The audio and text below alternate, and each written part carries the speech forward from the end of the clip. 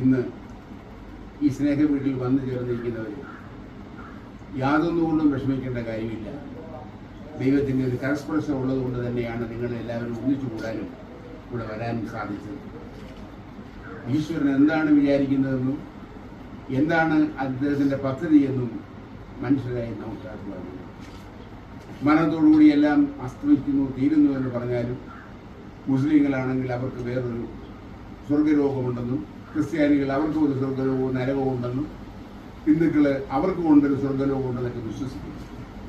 പോയവരാരും തിരിച്ചു വന്നിട്ടില്ല, ആർക്കും ഒരു ദൃഷ്ടാന്തവും കൊടുത്തിട്ടില്ല.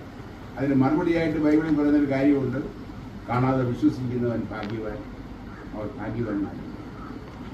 എല്ലാവരുടെയും വിശ്വാസം അനുസരിച്ച് കാര്യങ്ങൾ നടക്കട്ടെ എന്ന് മാത്രം പറഞ്ഞുകൊണ്ട് ഈ സുദിനത്തിൽ എല്ലാവർക്കും എല്ലാ ആശംസകൾ അർപ്പിച്ചുകൊണ്ട് ഇത് നടത്തിയ രാജ്യത്തിൻ്റെ